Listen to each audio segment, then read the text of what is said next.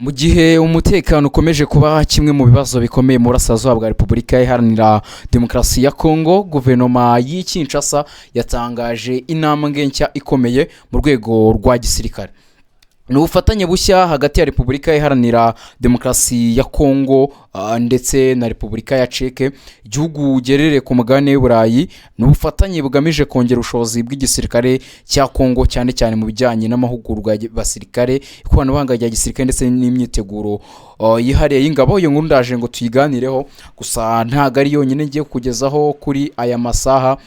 Gusa nuko perezida wa Tanzania Mama Samia Suluhu Hassan yabaye perezida wa kabiri wa Tanzania ugira uruzinduko mu gihugu cy'Uburusiya nyuma y'imyaka 57 yose.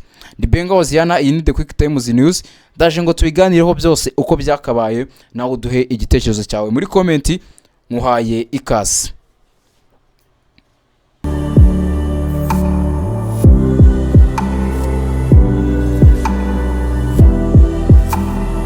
Kabiri tariki ya 2 Gicurasi i Kinshasa habaye inama yahuje ambasaderi wa Repubulika ya Czech bwana Petr Selepa na vice ministri w'intebe ushinzwe igisirikare cy'igihugu cya Repubulika Iharanira Demokarasi ya Kongo bwana Guy Kabombo Modiamvita.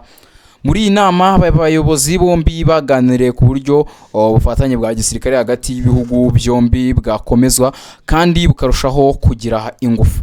Nufatanye busa n'ufite imizi mu biganiro byatangiye mu mwaka ushize, ubwo vice ministri w'intebe Guy Kabombo Modiamvita yagiriraga uruzinduko i Prague mu murwa mukuru wa Repubulika ya Czech.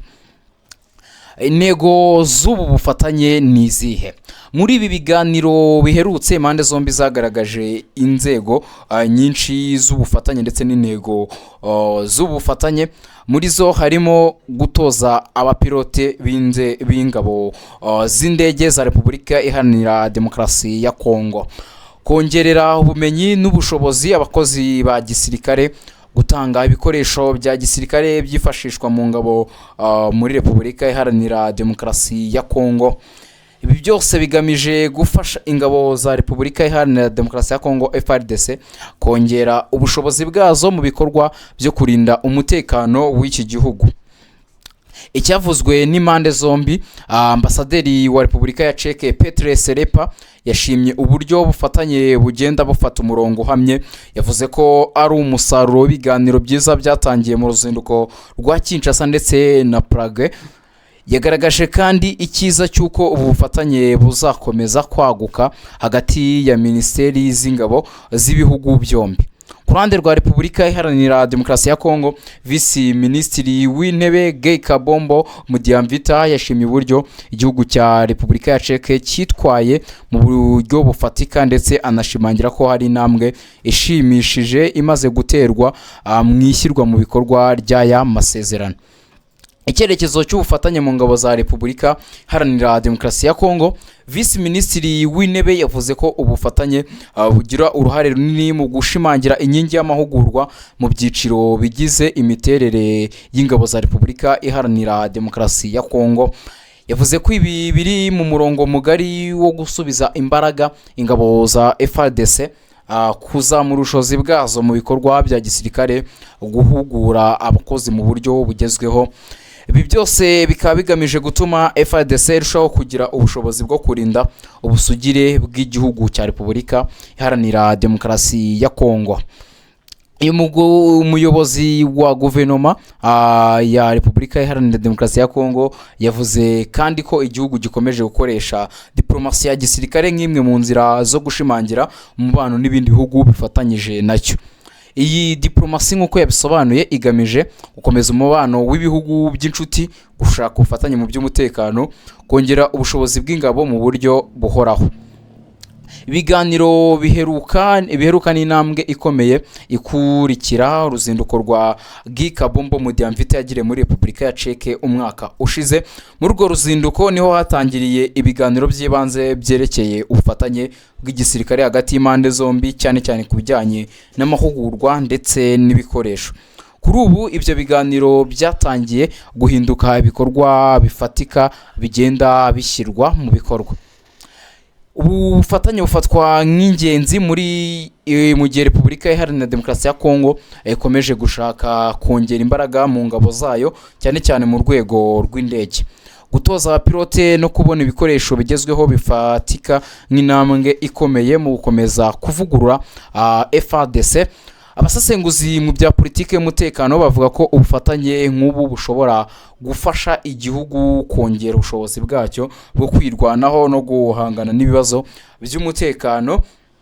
Icyo bisobanuye mu karere rero, mu rwego rw'akarere ubufatanye nk'ubu bwerekana ko Repubulika Iharanira Demokarasi ya Kongo ikomeje kwagura umubano wayo n'ibihugu bitandukanye ku isi harimo n'ibyo ku mugabane w'i Burayi. Ibi bishobora gufasha mu kongera amahugurwa y'ingabo, guhana ubumenyi n'ibindi bihugu, guteza imbere umutekano hano mu karere.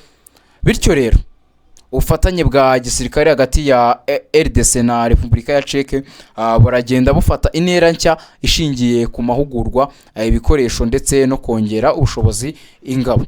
Ni ubufatanye bugaragaza icyizere cy'ejo hazaza mu rwego rw'umutekano n'imikoranire mpuzamahanga hagati y'impande zombi hano muri Repubulika Iharanira Demokarasi ya Kongo.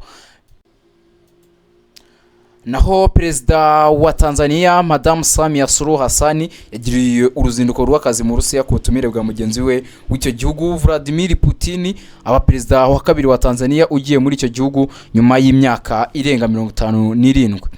Uru ruzinduko rw'amateka Perezida Samia Suluhu Hassan yagiriye mu Rusiya rwatumye Perezida wa kabiri wa Tanzania ugiye muri icyo gihugu nyuma ya mwarimu Julius Kambarage Nyerere wabusuye mu mwaka w'1969. Icyo gihe hari mu kwezi k'Ukwakira.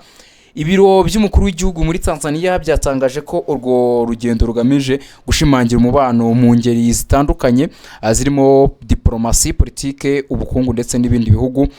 Ubutumwa bwatambukijwe ku mbuga nkoranyambaga bukomeza bugira buti: uru ruzinduko rugamije kongera imbaraga muri diplomasi, politike, ubukungu n'umubano w'amateka hagati ya Tanzania n'Uburusiya.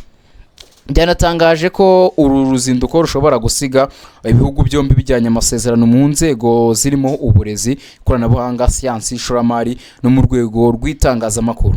Biteganyijwe kandi ko abayobozi bombi baganira ku kuzamura ubufatanye mu bijyanye n'ubucuruzi, kureba amahirwe y'ishoramari ku mpande zombi no korohereza abanyatanzania kohereza ibicuruzwa mu gihugu cy'Uburusiya. Perezida Samia Suluhu Hassan yageze mu Burusiya ku wa 2 Kamena 2025. Biteganyijwe ko yitabira inama ya SPF 2026 aho ihuza abakuru b'ibihugu na za guverinoma yiga ku bukungu itangirira i St Petersburg mu gihugu cy'Uburusiya. Ubucuruzi hagati y'Uburusiya na Tanzania bugeze ku gaciro ka miliyoni 307.5 by'amadolari ya Leta Zunze Ubumwe za Amerika ku mwaka. Tanzania ifite intego yo ko yakongera ubucuruzi hagati y'ibihugu byombi mu rwego rwo kongera icyerekezo icyo gihugu cyihaye cya 2050. Nuko bimeze Madame Samia Suluhu Hassan ubu ngubu ari kubarizwa mu gihugu cy'Uburusiya, igihugu gerereye mu burasirazuba bwo hagati ndetse no muri ku mugabane w'Uburayi, ko iki gihugu gereye ku migabane ibiri yaba ku mugabane w'Uburayi ndetse no kuri Aziya, gusa kikaba kibarizwa mu karere k'uburasirazuba bwo hagati ndetse no mu burengerazuba bw'isi. Nuko bimeze, reka dutegeze turebe iby'ubufatanye bw'igihugu cy'umurasirazuba bwo hagati ndetse no mu burasirazuba bwa Afurika icyo buza kongera n'ibyo baza kuganiraho n'amasezerano baza gusinya. Ndi Bengozi Yana, iyi ni The Quick Times News. Turagushimira ko ukomeza kubana natwe, amahoro n'imigisha Nyagasani atanga bikomeze bane nawe.